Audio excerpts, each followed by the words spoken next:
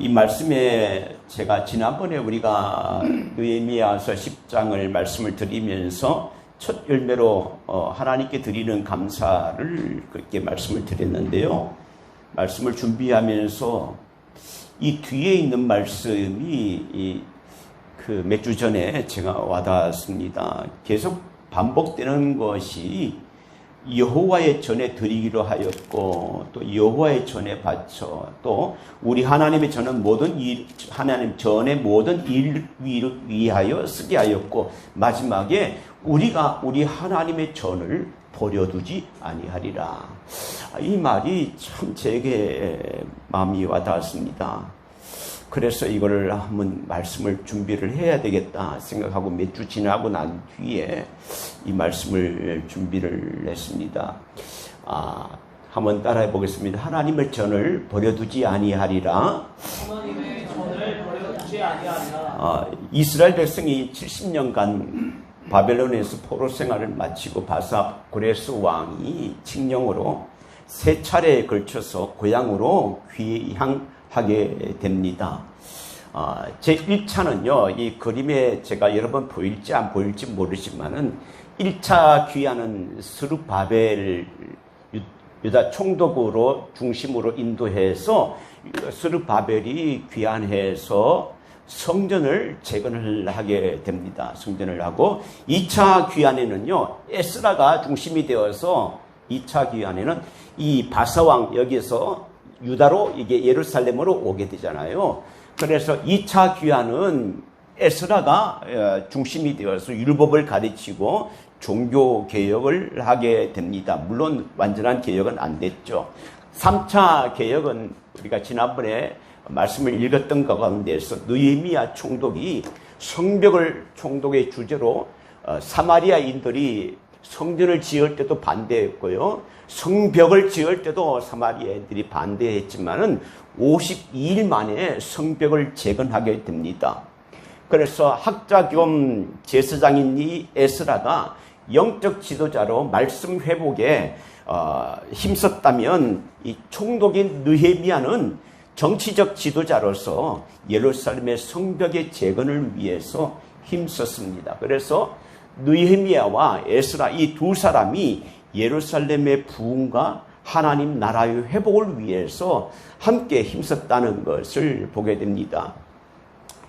느헤미야서 1장부터 7장에까지는 성벽을 재건하는 그 과정이 나와 있어요. 그래서 느헤미야서 1장이니까 3차 기한에 느헤미야 총독이 오잖아요. 그래서 성벽 재건하는 과정이 나와 있고 8장에는 성벽을 재건하고 난 뒤에 이후에 13장까지 영적 개혁에 대하여 써 있습니다. 지난번에 말씀드린 것 가운데 느헤미야 8장에 성벽을 재건하고 저들이 낙성식을 가지기 전에 백성들이 모두 다 성문 앞 거기에 다 모여 있었습니다. 수문 앞 광장에 모여 있어서 자기들이 스스로 모인 거예요. 느헤미야가 모이라고 말하지 않았습니다. 누가 시켜서 모인 것이 아니라 스스로 자발적인 모임이었어요. 그리고 백성들이 모여가지고 뭐라고 했냐면 제사장 학사 겸 제사장 에스라에게 모세 율법책을 가져달라고 요청을 했습니다. 우리에게 말씀을 들려주세요 라고 요청을 한 거예요. 왜냐하면 저들의 마음이 어땠을까요? 우리에게 말씀을 들려주세요 라고 했던 저들의 마음이 어땠을까요? 저들은요, 뜨거운 마음이었을 것입니다. 간절한 마음이었을 것입니다. 왜 저들은 말씀을 들려주세요, 모세 율법책을 가져달라고 간청을 했습니까? 눈에 보이는 성벽은 재건했지만은 아직까지도 그들의 마음 가운데 마음의 영적인 공허함이 있기 때문에 그렇습니다.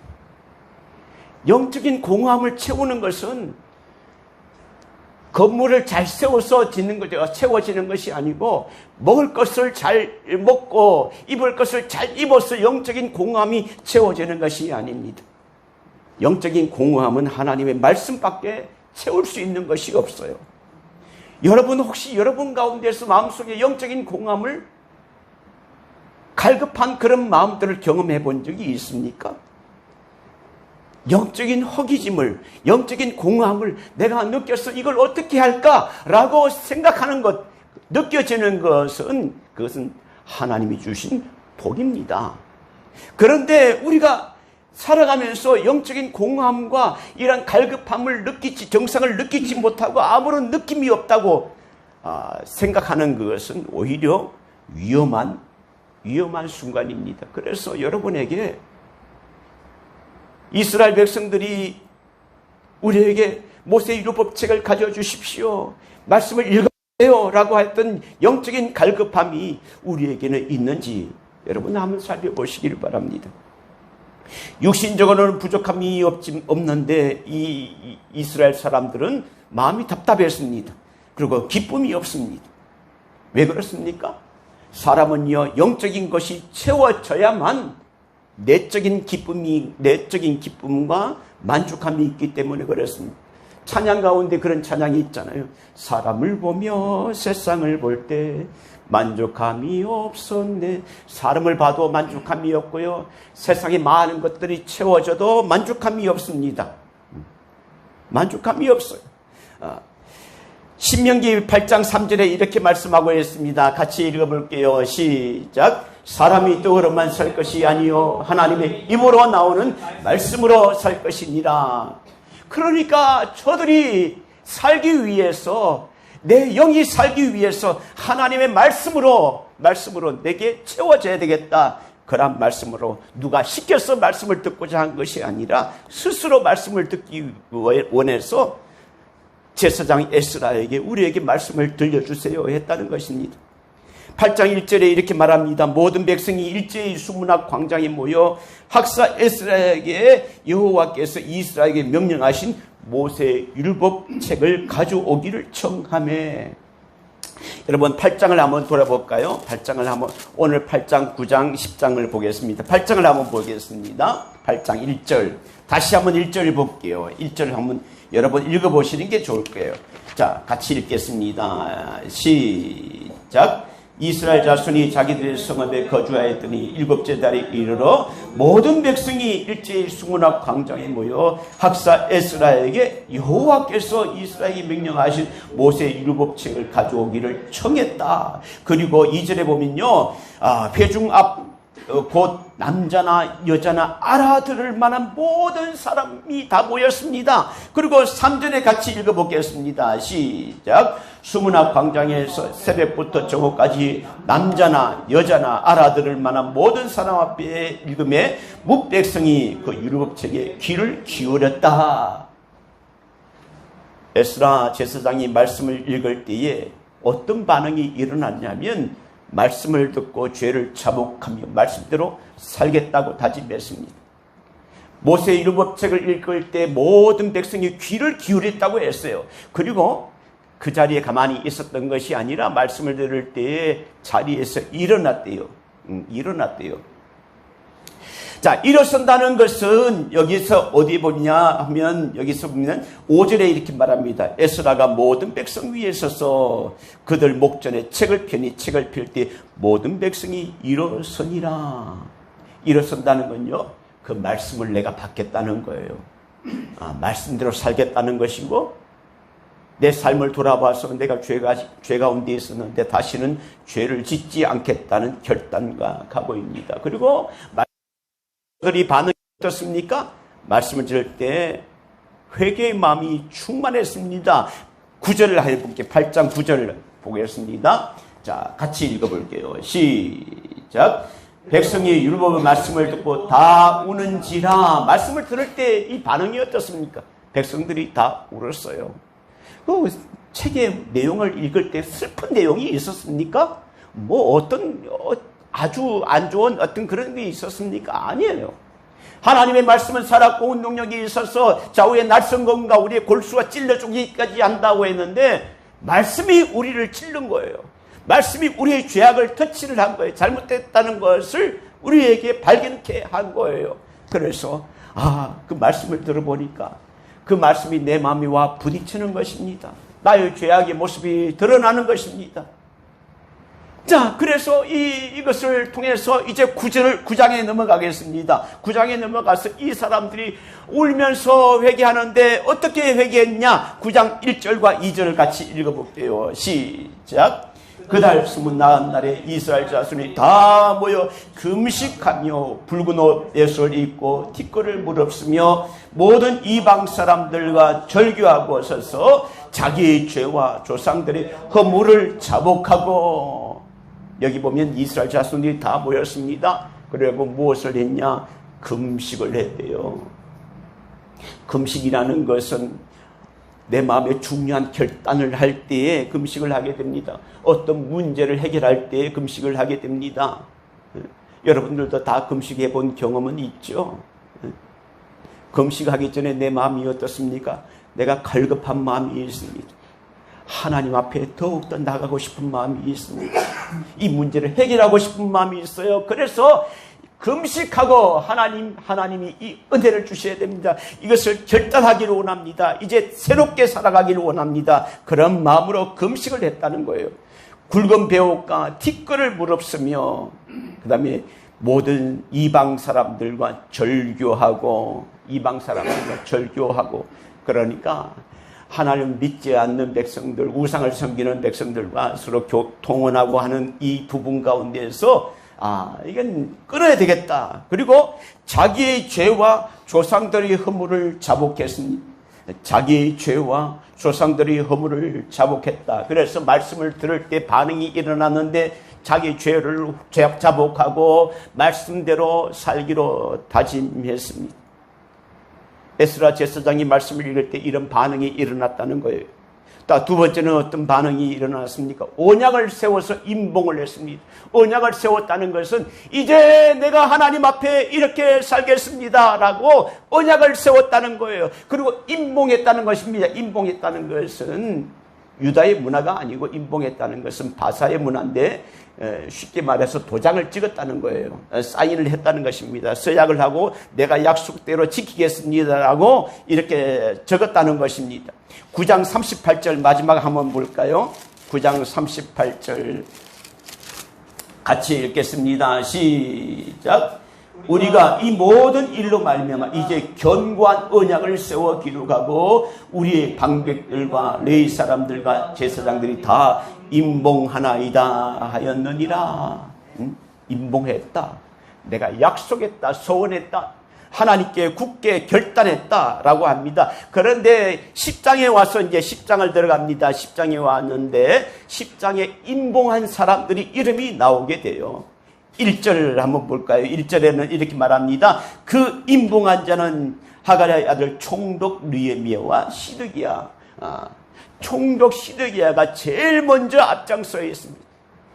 누가 먼저 약속을 해야 되나? 누가 먼저 헌신해야 되나? 누가 먼저 하나님 앞에 나아가는 것을 보여야 되냐? 지도자가 먼저 보여야 된다는 거예요. 그러니까 먼저 총독 느헤미야가 이름이 제일 먼저 나와 있습니다. 자, 그 다음에 어떻게 됐냐면 2절부터 8절까지 쭉 나와 있는데 8절에 이름이 쭉 나와 있지만 8절에 마사와 빌게 스마야니 이는 제사장들이요. 2절부터 8절까지는 제사장 이름들이 우리가 이렇게 살겠습니다. 이전까지는 잘 못 살았는데 이렇게 살겠습니다라고 제사장 이름들이 나오게 됩니다. 그 다음에 9절부터 나오는데 또 레위 사람 9절부터 13절까지 레위 사람들이 서명을 한 거예요. 하나님 결단하겠습니다라고 한 거예요. 또 14절 또 백성의 우두머리들 하면서 이 백성의 우두머리들이 쭉 이러면서 하나님 말씀대로 살겠습니다. 결단하겠습니다라고 이렇게 기록한 거예요. 그리고 28절이에요. 28절에는 이름은 다 기록하지 않았지만은 그 남은 백성과 제사장들과 레위 사람들과 문지기들과 이 남은 사람들이 또 하나님 앞에 약속을 했다는 사실입니다. 자, 그러면 이 사람들이 임봉한 거 하나님 앞에 약속하고 임봉했던 내용들이 뭐냐 하면 이렇게 말합니다. 29절에서 39절 사이에 그 내용들이 나오고 있는데요. 첫째는 30절을 한번 볼까요? 3절에 이렇게 됩니다. 우리의 딸들을 이 땅 백성에게 주지 아니하고 우리 아들들을 위하여 그들의 딸들을 데려오지 아니한다. 그러니까 하나님을 믿지 않는 자들과 통혼하지 않겠다. 결혼하지 않겠다. 이것은 말하는 것은 이방 나라하고 통혼하지 않겠다는 것은 오늘날 말하는 국제 결혼하는 거하고는 말하는 거하고 내용이 달라요. 왜 이런 말들이 생겼냐? 가장 이런 문제가 심각했던 왕이 있었습니다. 바로 솔로몬 왕이었어요. 솔로몬 왕은 자기 왕을 경고하기 위해서 다 결혼 정책으로 했는데 이방 땅에 있는 사람들과 공주들과 결혼하는데 공주만 온 것이 아니고 그 밑에 많은 사람들이 같이 오잖아요. 우상을 섬기는 사람들도 오고 또 섬기는 우상을 섬기는 제사장들도 오고, 그러니까 그들이 와서 이스라엘에 와서 또 산당을 짓고 있어요. 그리고 이제 솔로몬이 나이가 좀 들었을 때 이 솔로몬의 마음을 빼앗아서 거기다가 또 절을 하게 하고 산당을 짓는데 동참하려 하게 되고 많은 일들이 있었습니다. 그래서 믿지 않는 자들과, 여러분, 우리가 믿지 않는 자들과 결혼하지 말라는 것은 아니지만은 믿지 않는 자들과 결혼한다는 것이 얼마나 힘들다는 것을 알아야 됩니다. 어떤 목사님은 그러시더라고요. 믿지 않는 자들과 결혼하려면 결혼하지 말라는 게 아니라 한다고 한다면 정말 순결한 그런 마음을 가지고 해야 된다. 그리고 분명한 결단을 하고 해야 된다. 라고 얘기를 하시더라고요. 그러니까 이 느헤미야로부터 많은 사람들이 임봉했던 그 이름에 서약했던 사람들이 결단한 게 뭐냐? 이방인과 혼인하지 않겠다. 하나님을 떠나서 살지 않겠다는 거죠. 31절에는 이렇게 말합니다. 안식일에 대한 것이 나오는데 안식일을 지켜야 되겠다라는 것이 나오고요. 또 지난번에 설교했던 것들 35절에 보면 이렇게 말하고 있습니다. 첫 열매를 여호와 전에 드려야 되겠다, 드리겠습니다 라는 것이 나옵니다. 그리고 37절에는 11조에 대한 내용이 나옵니다. 이러한 내용들을 11조의 용도는 레위 사람들뿐만 아니라 제사장들, 또 성전에 일하는 문지기들, 노래하는 자들, 또 성전을 섬기는 자들을 위해서 사용을 하고 있는데 이 모든 내용들을 다 지키겠습니다라고 말로만 하지 않고 이렇게 해서 문서로 해서 자기 이름을 써서 도장을 찍었다는 거예요. 그러니까 분명한 약속을 다시 한 번 더 확인한다는 사실입니다. 그리고 오늘 10장 마지막에 이렇게 말합니다. 우리가 우리 하나님의 전을 버려두지 아니하리라. 우리가 우리 하나님의 전을 버려두지 아니하리라. 유대 나라가 바벨론에게 망했을 때에 하나님의 전이 하나님의 전으로서의 바로 사용이 되었었냐? 그러지 못했잖아요. 그리고 많은 사람들이 물질의 우선순위를 하나님께 두지 않고 자기의 삶에 자신에게 먼저 우선순위를 두는 것이었습니다. 그래서 자신의 삶에 우선을 두는 것이 아니라 하나님의 전을 위해서 서게 하기로 결단한 것입니다. 그래서 에스라가 모세의 율법책을 낭독하자 이스라엘 자손들이 다음과 같이 결단하고 맹세했습니다. 하나님의 전을 버리지 않아서 말씀대로 지켜 살기 위해서 살아서 하나님, 우리가 하나님의 백성이 되겠습니다. 하나님의 복을 받겠습니다. 하나님의 전을 버려두지 않겠다는 이 말은 성전 관리를 잘 해야 되겠다는 그 의미가 아닙니다. 건물을 관리해야 되겠다는 그런 의미가 아닙니다. 그것은요, 예배를 회복해야 되겠다. 예배를 회복해야 되겠다. 하나님께 드려지는 예배의 삶이 회복돼야 되겠다. 예배하는 삶을 의미합니다. 젤집의 저들이 포로에서 돌아와서 자기가 살 집을 위해서 자기의 땅을 경작하고 집을 꾸미고 먹고 사는 것 가운데 집중할 때에 성전은요 무너진 채 있었습니다. 예배를 드리지 못했어요. 성전이 무너졌는데 예배가 어떻게 드릴 수 있었습니까? 하나님을 향한 마음이 없는 건 아니지만 자기 우선순위에 먼저 자기의 삶이 우선되다 보니까 성전이 여기저기 회파되어 있고 아무도 성전에 대해서 관심이 없습니다. 성전에 저기 문이 떨어졌는지 아무도 관심이 없는 거예요. 부족한 점이 무엇인지 관심이 없는 거예요. 말씀을 전하는 제사장들이 힘이 들어서 성전을 떠나가려고 하는 것 가운데 그들의 고통이 뭔지 알 수도 없었습니다. 그래서 총독 1차 귀환 때 총독 스룹바벨을 중심으로 인해서 성전이 재건되었습니다. 느헤미야가 성벽을 재건하였습니다. 그렇지만은 그럼에도 불구하고 아직까지 뭔가 갈급한 마음이 있다는 거예요. 아직까지도 마음에 허전한 마음이 있다는 거예요. 아, 말씀이 채워지지 않았구나. 말씀 회복 운동이 있어야 되겠다. 하나님의 말씀을 듣고 회개할 때 이제야 자신들의 삶에서 부족한 점이 무엇인가? 이제 내 삶 가운데 내 삶의 중심이 자기 중심적이었다는 것을 깨닫게 되었습니다. 하나님 중심으로 내가 살아가지 않았구나. 하나님 중심으로 살아가지 않았구나. 그래서 내가 이제 이렇게 살면 안 되겠다. 이스라엘이 바벨론에게 무너진 것은 국력이나 또 경제력이 부족해서가 아닙니다. 율법을 말씀대로 지키지 못하고 율법이 무너지고 예배가 무너지고 하나님을 섬기는 삶이 무너졌기 때문에 그렇습니다. 우리가 하나님의 전을 버려두지 아니하리라. 여러분, 이것은 성전을 유지하는 것, 성전만 건물을 말하는 것만 말하는 것이 아닙니다. 성전을 관리를 잘해야 되겠다는 것을 의미하지 않습니다. 하나님과의 언약을 소중히 하고 말씀을 소중히 하고 하나님이 우리에게 주신 이 말씀대로 살아가야 되겠다. 우리가 예배자로 살아가야 되겠다라는 그런 것이 여기 포함되고 있다는 사실입니다. 먹고 사는 일상, 바쁜 일상 가운데서 구별적인 삶, 또 거룩한 삶을 살겠다는 결단과 함께 나는 하나님의 백성이다라는 것, 나의 정체성을 분명히 아는 것입니다. 여러분, 지금 섬기는 교회는 어떻습니까?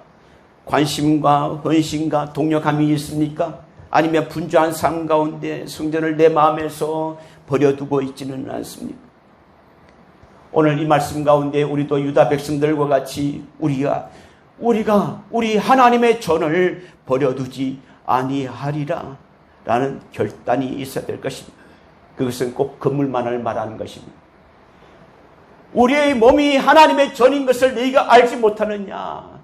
하나님의 전을 버려두지 아니하리라. 내가 하나님의 전인 것이 교회만 와서 예배드리는 것이 다가 아니라 일주일을 교회를 떠나서 밖에 나가 사는 삶도 하나님의 전이 나와 함께 내 속에 하나님의 전이 있다면 그 전을 어떻게 하나님 앞에 예배하는 전으로 살아드릴 수 있는 것인가?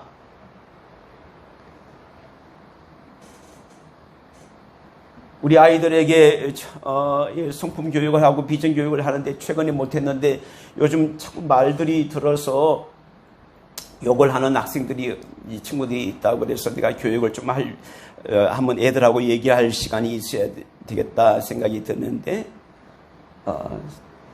사람의 속에서 나오는 말은요 그 속에 들어있기 때문에 나오는 거잖아요.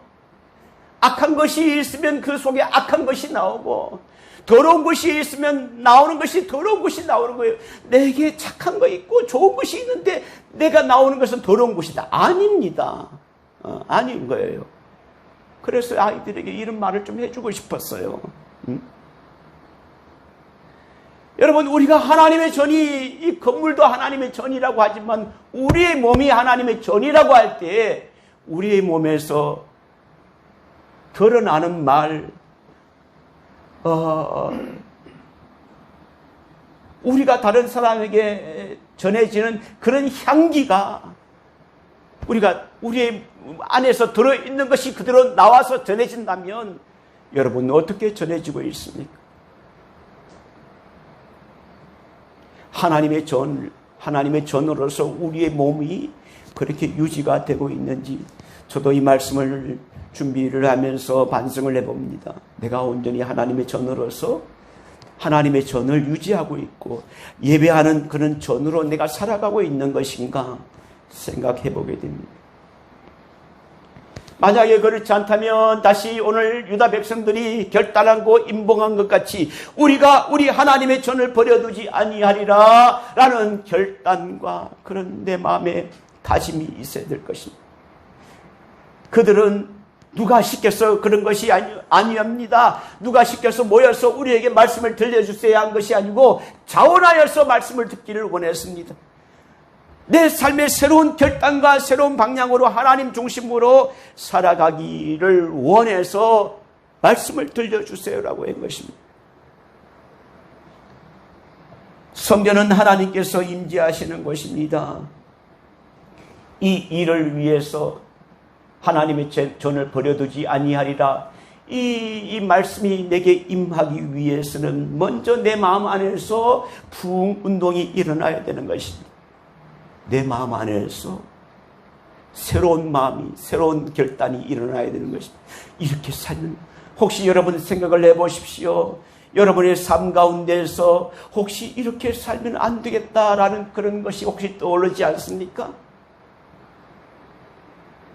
말하는 것, 행동하는 것, 사람들의 관계 속에서 내가 이런 생활을 하면 안 되겠다, 이런 말을 하면 안 되겠다라는 것이 또 오른다면 그것은 하나님이 주시는 지혜입니다. 그러면 하나님의 전을 버려두지 마십시오. 그렇게 한다면 하나님의 전을 버려두는 것입니다. 하나님이 기뻐하시는 것이 뭘까? 내가 하는 행동, 내가 하는 모든 것들이 하나님이 기뻐하시는 것일까? 생각을 해보면, 하나님 중심으로 모든 것을 생각해보면 내가 하는 행동이 옳다, 내가 하는 것이 아니다라는 것이 생각이 들 것입니다. 그러면 아니다고 생각할 때는 내가 이렇게 결단을 해야 되겠구나, 새롭게 마음을 고쳐야 되겠구나. 그런데 모든 중심이 내 중심이 되다 보니까, 내 생활의 중심이 되다 보니까 모든 것이 다 용납을 하는 거예요. 하나님은 아니라고 하는데 내 말하는 것들도 그럴 수 있지, 내 생활하는 것도 그럴 수 있지라고 생각을 하는 것입니다. 그런데 기준은요, 내가 되어서는 아닙니다. 기준은 말씀이 되어야 되고, 기준은 하나님이 되어야 됩니다. 말씀이 기준이 되어야 됩니다. 그러므로 먼저 내 마음 안에서 부흥운동이 일어나야 되고, 새로운 마음이, 새로운 결단이 일어나야 되고, 내가 그리스도의 성전이 되기를 원합니다 라는 다짐이 내 속에 일어나야 되는 것입니다. 오늘 이 말씀을 들으면서 이제 결단코 주님의 성전을 떠나지 않겠노라, 주님의 성전을 버려두지 않겠노라, 예배하는 예배자로 살겠노라, 하나님이 기뻐하시고 원하시는 삶이 무엇인지 생각해서 하나님이 기뻐하시는 예배자로 살아드리기를 소원합니다. 이런 마음으로 하나님의 전의 예배자로, 하나님의 전에 예배 제사를 드리는 제사장으로 살아드릴 때에 나를 바라보는 사람이, 나와 대화를 나누는 사람들이 내 말 속에서, 내 삶 속에서 아름다운 그리스도의 향기가 드러나는 그런 귀한 삶이 되면 그것이 바로 전도요, 그것이 바로 복음을 전하는 것입니다. 밖에 나가서 복음을 전하는 것도 물론 중요하지만 더 중요한 것은 내가 그리스도의 전으로서 사람들에게 좋은 향기를 드러내는 그 삶이 올바른 전도의 삶이는 것입니다. 말씀을 듣고 자복하고 말씀을 대로 살기를 다짐하고 하나님과의 내 마음속에 결단하고 내 마음속에 도장을 짓고 하나님의 전을 버려주지 않겠습니다. 인생은요, 참 짧게 빠르게 지나가더라고요. 제가 이제 우리 방화동에서 교회를 한 지가 이제 2012년도에 했으니까 10년이 벌써 지나갔어요. 왜 이렇게 빨리 지나갔는지. 제가 나이가 우리 송 집사님이나 오 집사님이나 우리 박 집사님보다는 제가 좀 많이 아래잖아요. 아마 연세가 있는 분들은 더 세월이 빨리 가는 것을 느꼈을 거예요. 청년들은 아직까지 좀 덜 느꼈을 거예요. 그런데 저 나이만 해도 왜 이렇게 빨리 가는지, 또 언제 어떤 일이 우리 앞에 있을지 어떻게 합니까? 하나님이 부르실 때 우리가 좋은 모습에, 좋은 자리에, 예배자로 있을 때 참 있으면 좋겠는데, 만약에 어두운 가운데 있고 죄악 가운데 있다가 우리가 하나님이 부르시는 그 마지막 임종이 된다면 그 얼마나 정말 불쌍한 존재이게 되겠습니까? 남은 인생을 더욱 하나님이 원하시고 기뻐하는 삶을 드렸으면 좋겠다. 오늘 이 말씀을 들으면서 하나님의 전을 내가 버려두지 않겠다. 다시 다짐하는 우리 모든 성도들이 되길 바랍니다. 기도하겠습니다. 하나님 감사합니다. 오늘도 느헤미야에서 이스라엘 백성들이 모두 나와서 모든 것은 다 준비되어 있지만